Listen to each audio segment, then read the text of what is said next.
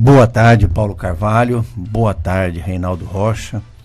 Boa tarde, Vanei Marques. Quando o site do tribunal não trabalha, nós ficamos a ver navios. Aliás, não é do Ministério do Trabalho, não, é da Justiça. Da Justiça do Trabalho. Porque o nosso ouvinte, muitas vezes, ele confunde. Sim. Então falam para ele, vai lá na Justiça do Trabalho, ele vai no Ministério do Trabalho. Ou então vai na Delegacia do Trabalho. Ou então ele vai no trabalho dele, né? Então, infelizmente, nesse país, que poderia ser felizmente, existem muitos departamentos para resolver o problema das pessoas, inclusive dos empregados. Agora, se resolve mesmo ou não, é a pergunta que fica no ar. Muito bem. Bom, vamos lá para as perguntas para o Dr. Drusian. Você recebeu aí as perguntas? Pode abrir a porta, Vani. Vai fazer barulho, vai atrapalhar, mas tudo bem. Não tem problema nenhum. Nós sabemos que você está indo almoçar. Depois, amanhã de manhã, nós viremos retribuir a ele. Boa. Abrir a porta no horário. Chaves está indo. Um abraço. Perguntas ao advogado. Doutor, a pergunta é... Olha que pergunta objetiva. Vai chegar processo? Como é que é o negócio? Vai chegar processo? Quem pergunta é o Matheus.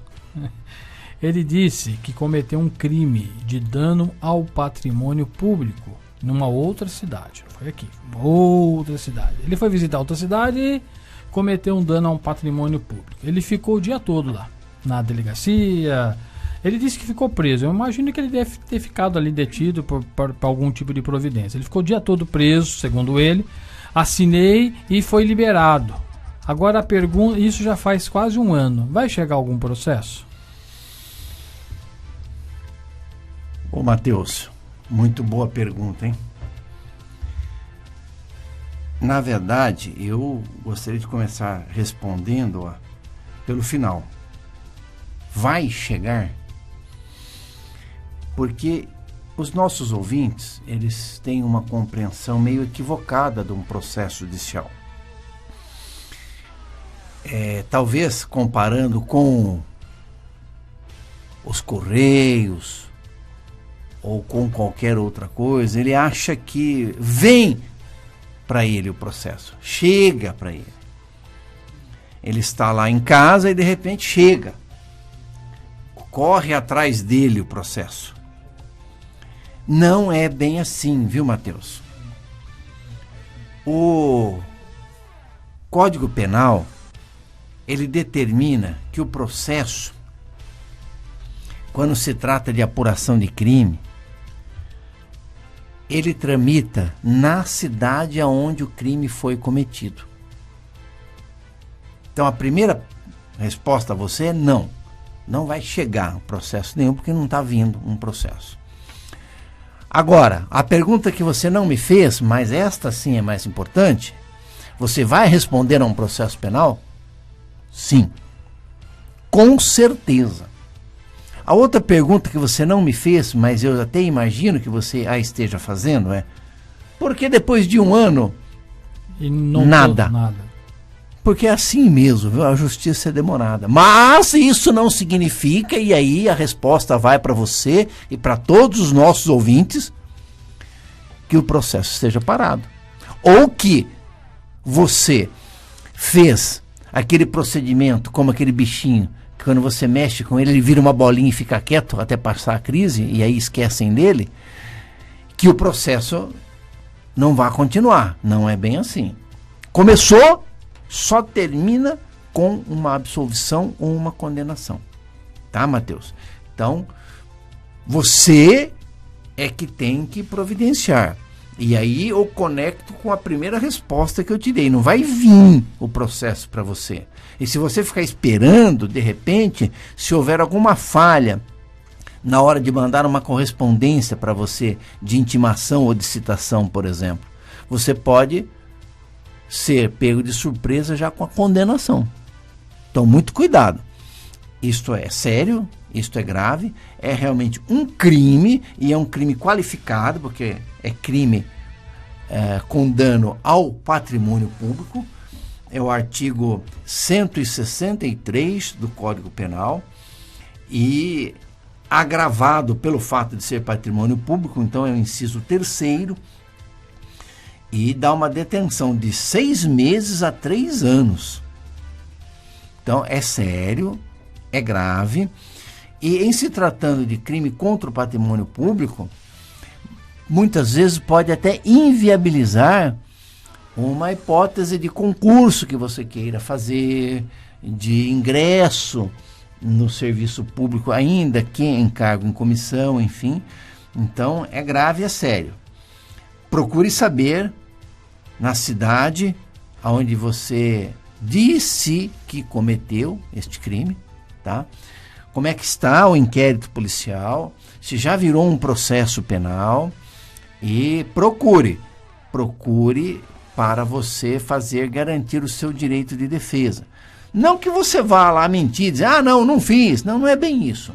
Mas garantir os seus direitos de ter uma condenação que seja justa, que seja no mínimo, enfim. Todos aqueles direitos que qualquer acusado tenha, mesmo que ele tenha cometido o crime. Tá? Então, procure um advogado da sua confiança, peça para ele fazer essa investigação. É possível, através do site do Tribunal de Justiça, se você quiser anotar aí, www.t de tatu, j de janela, s de sapo, p de Paulo, tjsp.jus, jus.br, www.tjsp.jus.br.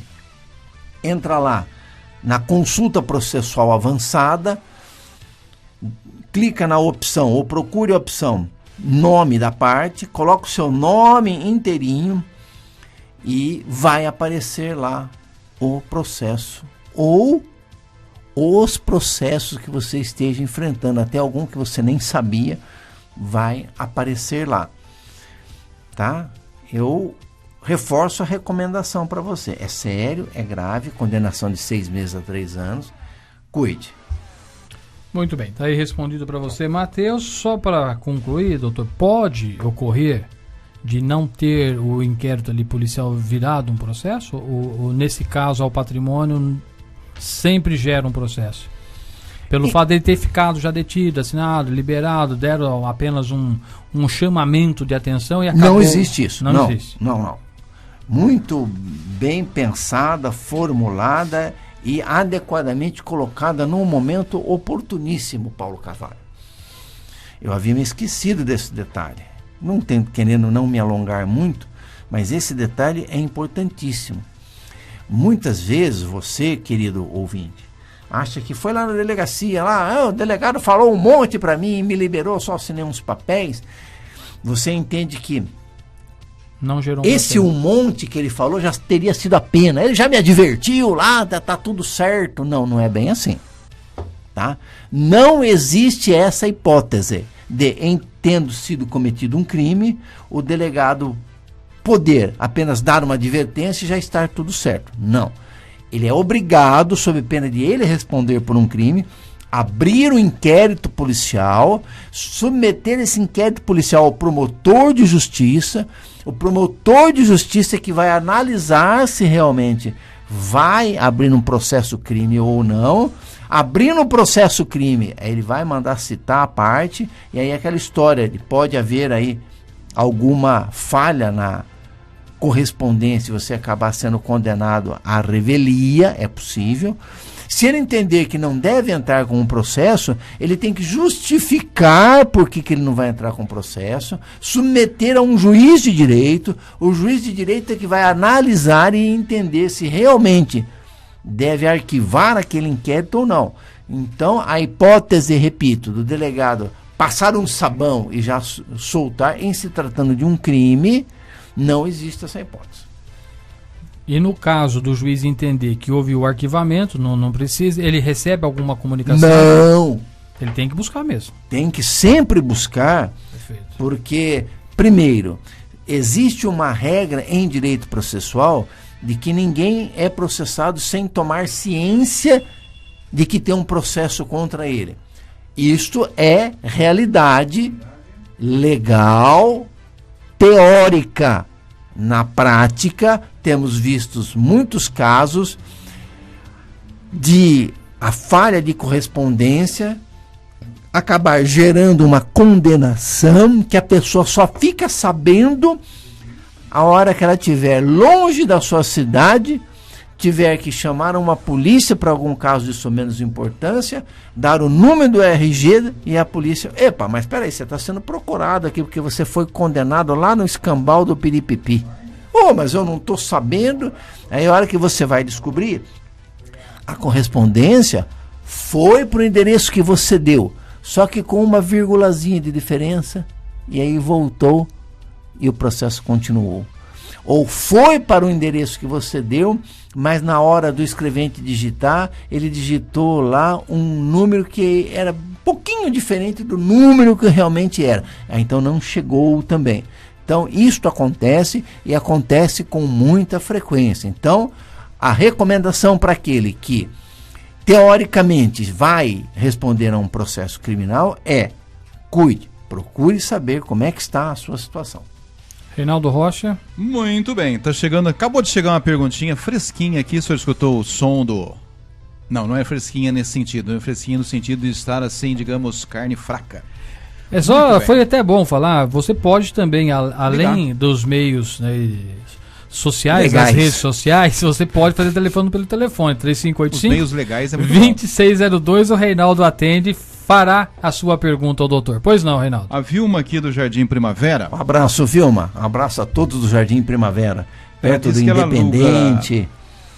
Aqueles lados ali. Não, é aqui, Primavera. Primavera é pra cá. É aqui. 2 quarteirões. São Manuel? Inclusive, nós estamos no bairro Primavera, né? Centro. Aqui é centro. Eu tô confundindo com Independente, Não, então. Independente não. Primavera das Duas Fios pra lá, não é isso, Sim, Reinaldo? exatamente. Aqui é centro ainda. É ali. Voltemos à Vaca Fria. Não, o Primavera é ali onde tem o sacolão do queijinho. Não, ali Também é Vila não. Daniel. Ali é Vila Daniel. Tá difícil, hein? Tá difícil. Mas eu O chego. senhor tá com labirintite, doutor. A Lu, ela... Mas o Primavera não é... Cálice. Fala, Vilma! Pera você, depois eu atendo você. A Vilma aluga uma casa e ela diz que ela paga o IPTU e o seguro dessa casa. Não seria interessante ou seria mais justo o inquilino pagar o IPTU e o seguro? Pelo final da pergunta... A proprietária alugou a casa. Ela é proprietária. Ela é proprietária e ela aluga uma casa. Só que ela paga da casa um seguro e ela paga o IPTU. Se é o inquilino que teria que O pagar. inquilino não teria que pagar? Ou seria interessante já ter embutido isso no aluguel antes de alugar, né? A resposta é sua, doutor. Fique à vontade. Muito Atende o obrigado. interfone. Vilma, o que é justo nem sempre é direito. E o que é direito nem sempre é justo. Aquilo que é legal nem sempre é moral. E aquilo que é moral nem sempre é legal. Confundi tudo, né, Vilma? Mas eu fiz esse silogismo para explicar para você uma coisa. Quando você fala em justo, eu tenho que falar em legal. Quando você fala em justo, eu tenho que falar em direito. Tá? Em se tratando de relação imobiliária, locatícia, como é o seu caso, existem algumas disposições que estão na lei e precisam ser cumpridas. Se não se cumprir o que está na lei, usa-se a lei contra a pessoa que não cumpriu. Ponto. Existem coisas que não estão na lei e depende do que as partes combinaram. Aí vai valer o que as partes combinaram. Justo ou não justo. Eu intuo que se combinaram, é porque é justo. Então vai depender aí, neste caso, de IPTU e seguro do imóvel, o que foi combinado com você e o seu inquilino. Isto equivale. A lei não regula, não determina se é o proprietário que deve pagar o seguro ou se é o inquilino que deve pagar o seguro. Mesmo em relação ao IPTU. Agora, para finalizar, é sempre bom que essas relações sejam escrituradas através de algo que se chama contrato. Neste caso, contrato de locação. Coloca por escrito tudo aquilo que se combinou com o inquilino. O que ele deve fazer, o que você deve fazer. Estando escrito, é mais fácil reivindicar o direito. Neste caso, se você tem um contrato escrito, Vilma, pegue-o e dá uma lidinha lá, cláusula por cláusula, folha por folha. Eu sei que realmente é chato. Esses contratos são chatos de serem lidos.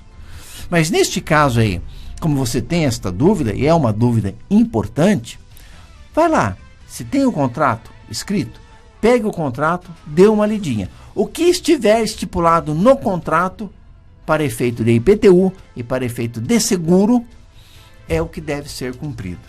Na maioria dos casos, quando se trata de imobiliária que administra, elas já usam um tipo de contrato onde ela embute, como muito bem disse o Reinaldo Rocha, o IPTU e o seguro do imóvel para que o inquilino pague.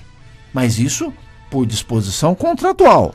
Não significa que a lei determine que seja desta forma. Dá uma olhadinha lá no contrato, se você tiver ele por escrito, já vai resolver a sua dúvida. Se não tiver, vai valer aquilo que você combinou com o seu inquilino. Ah, mas e se eu quiser mudar essa combinação?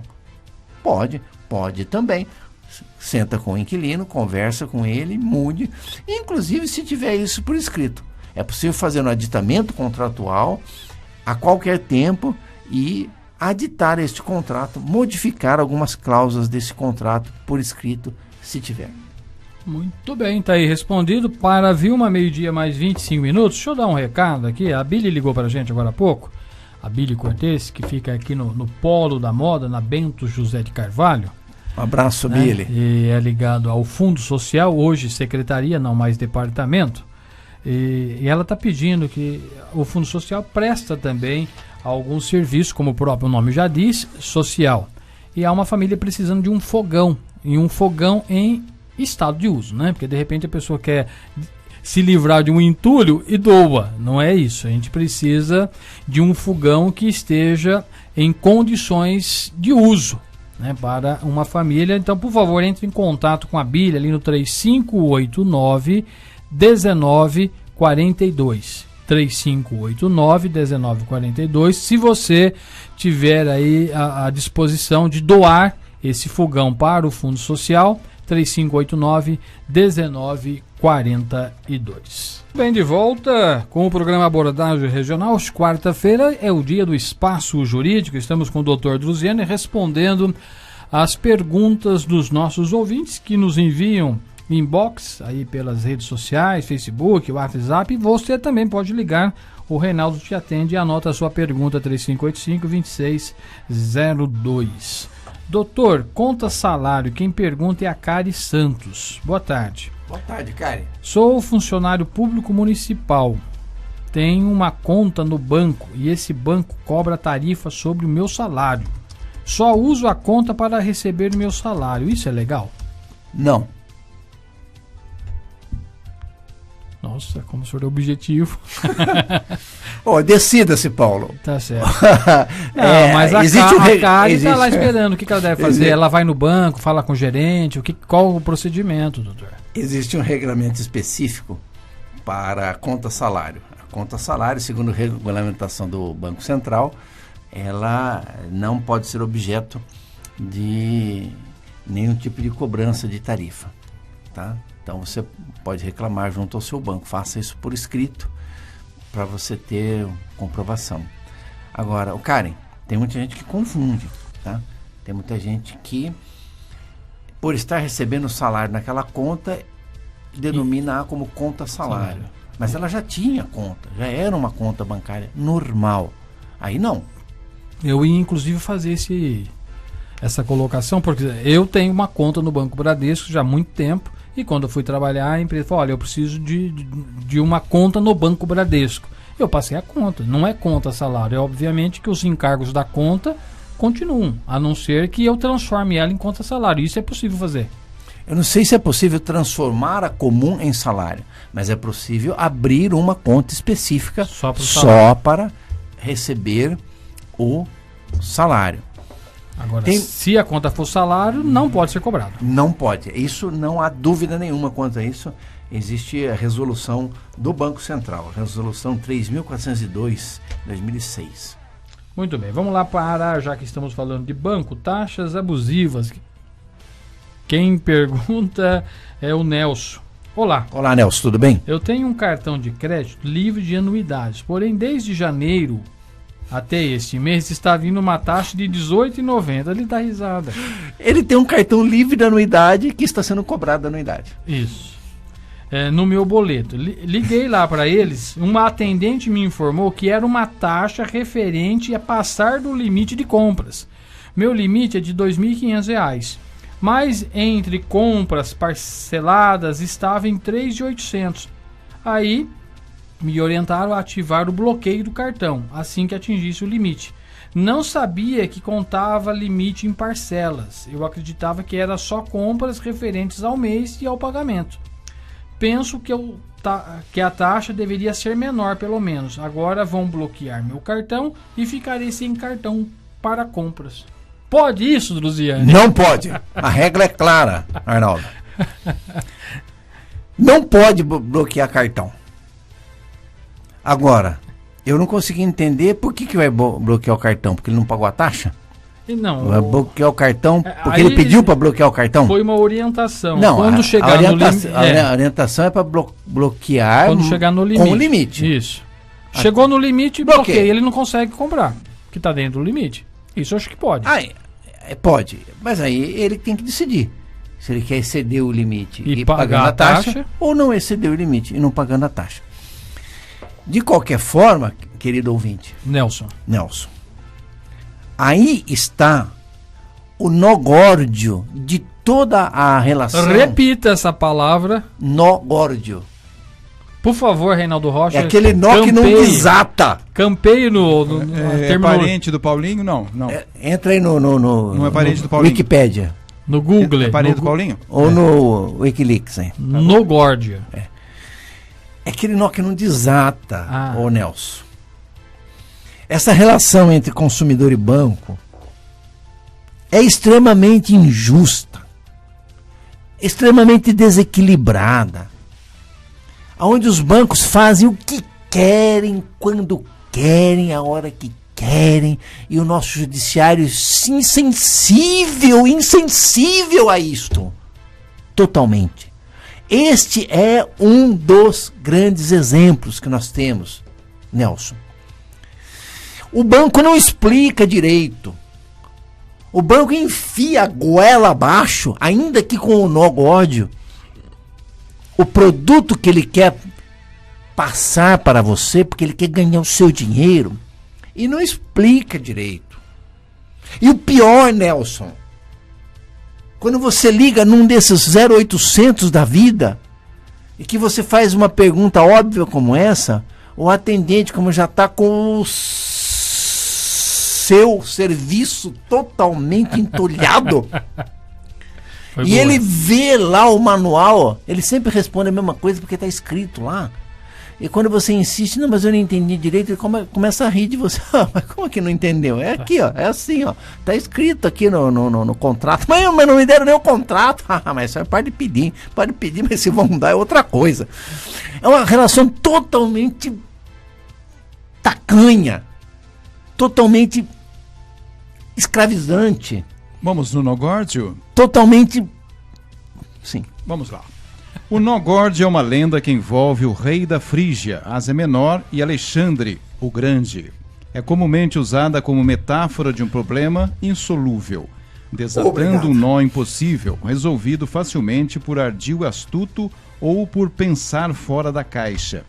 Conta-se que o rei da Frígia, Ásia Menor, morreu sem deixar herdeiro e, ao ser consultado, o oráculo anunciou que o sucessor chegaria à cidade num carro de bois.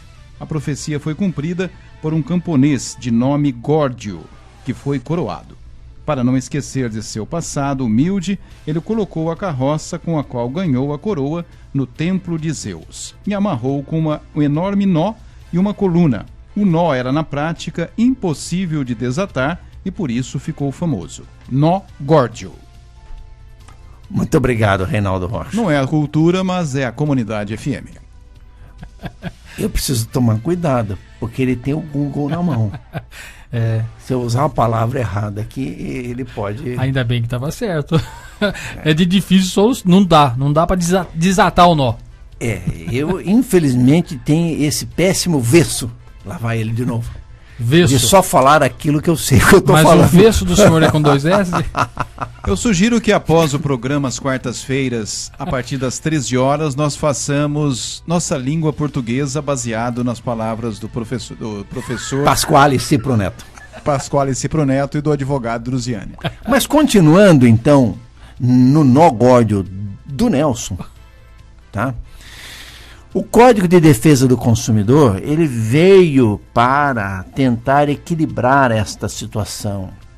Então, verossimilhança e inversão do ônus da prova, que são estrovingas, lá vai ele de novo, jurídicas, que só os afeitos ao direito entendem, vieram para tentar equilibrar essa situação. Então, se você assinou um contrato que não te deram para ler direito, não te explicaram direito, você reclama, e o banco é que tem que dar satisfação se realmente explicou direito, se não explicou. E se não explicou direito, está lá à disposição do Código de Defesa do Consumidor. A relação é nula de pleno direito, porque não explicou direito, é a coisa mais óbvia do mundo, Reinaldo Rocha. Se eu não explicar para você direito uma coisa, se você não entender direito o que eu estou falando, eu não posso exigir. Sem dúvida. Simples assim. Mas infelizmente o nosso judiciário ainda parece que não entendeu este fenômeno. Você está sofrendo isso, Nelson. Muito bem. Bom, tem uma pergunta de empresa terceirizada, mas tem uma outra aqui que está ligado a banco. Então vamos pular aqui a pergunta do Sérgio e vou para a pergunta da Tiara.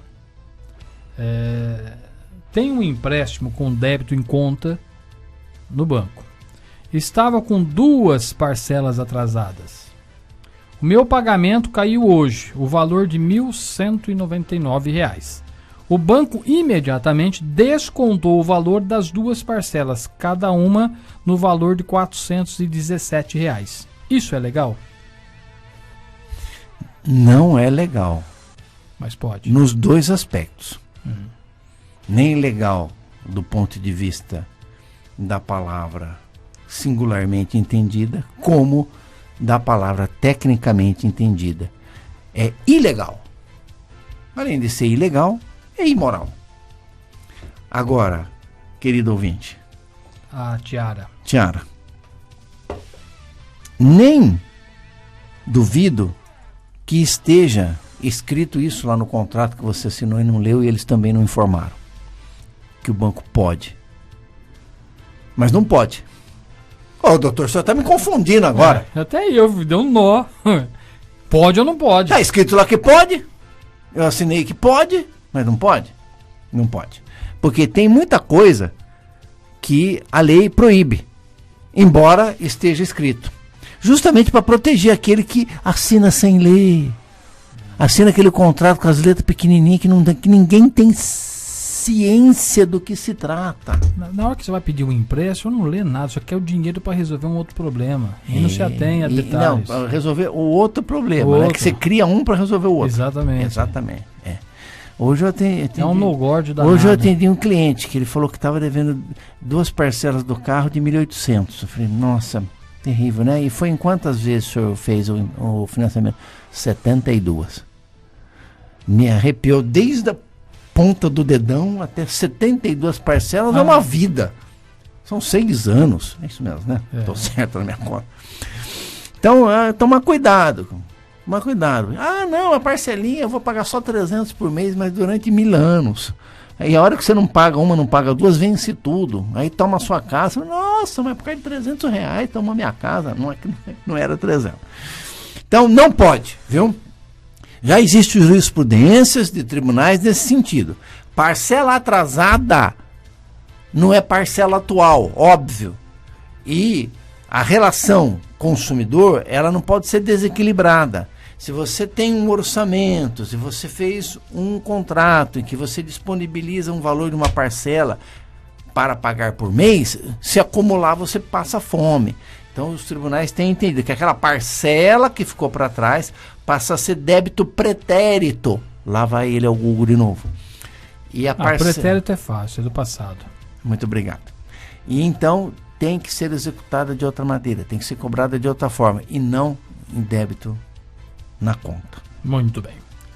Vamos lá, 15 para 1 da tarde, o Sérgio Farias, ele pergunta o seguinte, doutor: empresa terceirizada não paga periculosidade. Olha só, presto serviço para uma empresa terceirizada que trabalha para uma empresa que contém periculosidade, mas a terceirizada diz: não temos direitos, sendo que os empregados da contratante recebem. O perigo não é o mesmo? Agora, com a lei da terceirização, posso entrar com ação também contra a contratante? Nome Sérgio. do nosso amigo Sérgio. Quantas perguntas em uma, hein, Sérgio? Inclusive envolvendo esse mito aí da terceirização, né? Agora eu acho que a mãe de noite, se o neném não quiser dormir, acho que ele fala, em vez de falar, o bicho papão vem pegar, a terceirização tá aí, hein? Então a terceirização vem vindo. Ora aí. Não que não seja ruim para o empregado, mas tem muitos mitos aí, como esse que você acabou de expressar na parte final da sua dúvida aqui. Agora com a terceirização eu posso? Não tem nada que ver uma coisa com a outra, tá? Agora com a terceirização talvez você não possa. Que essa terceirização ela veio realmente para acabar com um pouco do direito que o empregado tinha. Agora, vamos ao ponto. Você já respondeu a pergunta quando você disse: o perigo não é o mesmo? Ele já respondeu a pergunta. Então tem direito. Isso é sabedoria popular que não depende do direito. Aliás, já dizia o grande filósofo Frederico Marques: direito é bom senso. Não é aquela coisa empolada como o Reinaldo Rocha, que aí o advogado acha brecha, não sei o que, não. Direito é bom senso.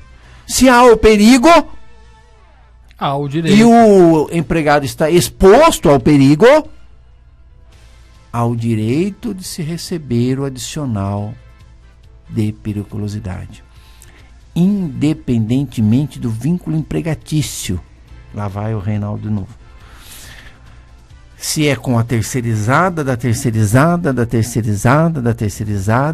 aquela empresa que te empregou e que é contratada por uma contratada, de uma contratada, de uma contratada, de uma contratada, o perigo é o mesmo. E o adicional de periculosidade, ele varia de 20% a 40%. E é sempre em função do salário do trabalhador. Você tem esse direito a esse adicional de periculosidade retroativo até 5 anos para trás, se você ainda estiver na empresa. Tá? Se saiu, é 5 anos a partir do momento que você saiu da empresa, e você tem 2 anos pela frente para reivindicar, senão você perde tudo. Eu estou curioso para saber qual que é o tipo de perigo. Se ele disse que aqueles que estão com vínculo com outra empresa recebem o periculosidade, se recebem é porque realmente tem perigo, porque o empresário costuma não pagar aquilo que ele não precisa pagar. Nunca paga mais. Eu nunca vi empresário pagar mais, né? Então, a resposta é afirmativa, Sérgio. Você tem direito sim, o seu raciocínio está corretíssimo. Se há perigo, não importa qual seja o vínculo. Eu gostaria de aproveitar esta pergunta sua para explicar um pouco a respeito de terceirização, neste aspecto aí do direito do trabalhador, e lembrar a todos os ouvintes que todas as empresas que estiverem envolvidas nesta empresa, nesta tarefa que o empregado está desenvolvendo, tem responsabilidade trabalhista. Ainda que eu sei, Sérgio, você falou aí, mas não está registrado o nome da firma aqui na minha carteira. Não precisa. A relação de trabalho, como já diz a nossa doutrina, é uma relação factual. Lá vai o Reinaldo de novo. É uma relação de fato. O que está escrito tem menos importância do que aquilo que efetivamente está acontecendo. Muito claro. Bom, dá tempos. Mais uma pergunta aqui é do Newton Carmo. Veículo arrematado em leilão online. Você já arrematou algum veículo em leilão online ou não? Tentei, É. mas fiquei com medo. Olha só. Arrematei um veículo em leilão.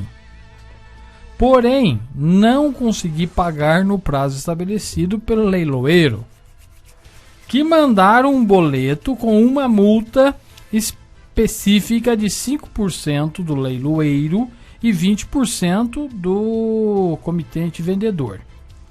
Essa cobrança é legal? É legal. Calma. Não assinei contrato algum, somente me cadastrei em data anterior e fiz meus lances. No boleto consta que, se eu não efetuar o pagamento, esse título será encaminhado para protesto. Querido amigo, qual que é o nome dele? É o Newton Carmo. O Newton Carmo.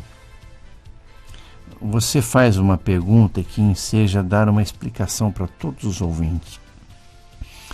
Já falei uma vez aqui que eu não assinei nada. Mas me cadastrei no Não site. significa... Pô, você já bateu minha carteira. Eu sou rápido, hein? Vamos lá, doutor. Eu vou mais devagar, que é pro ouvinte ir me acompanhando no raciocínio. Você só fala agora, cadastrou. Pô. Tá bom. Desculpa aí. Não cadastrou. Então, não assinei nada, não significa nada.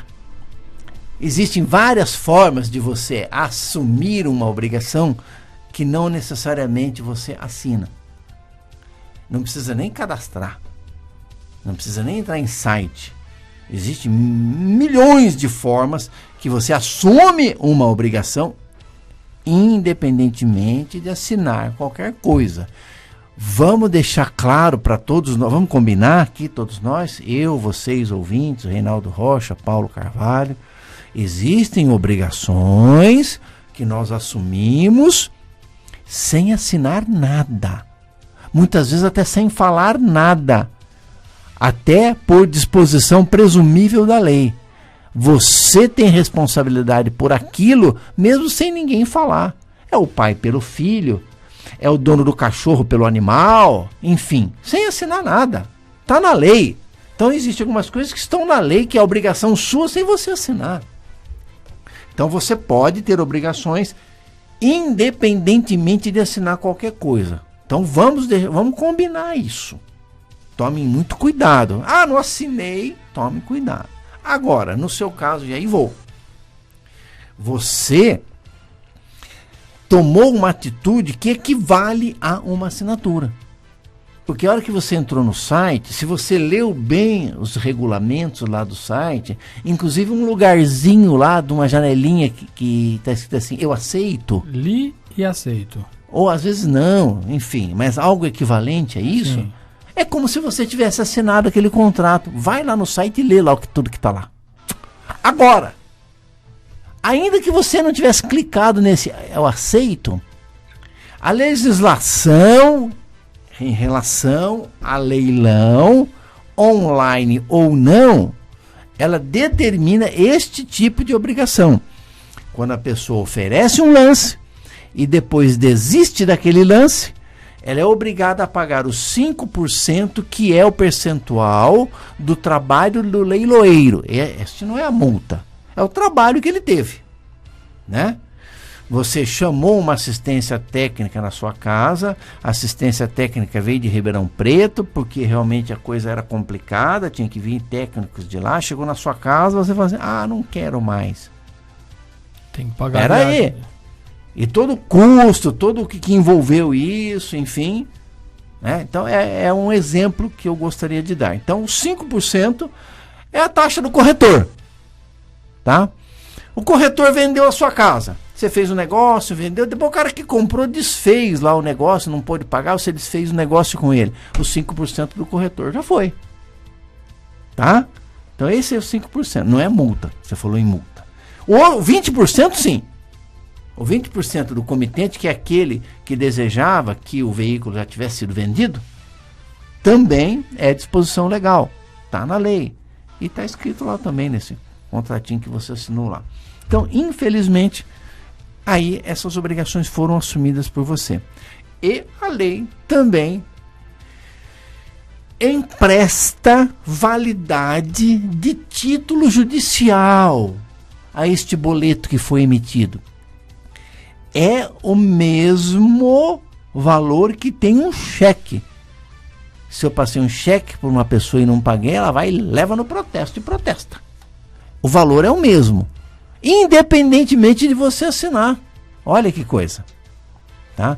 Então, infelizmente, Sérgio, no seu caso, a resposta é afirmativa. Se não pagar, eles podem sim protestar e tomar as outras medidas judiciais até que você pague esses valores.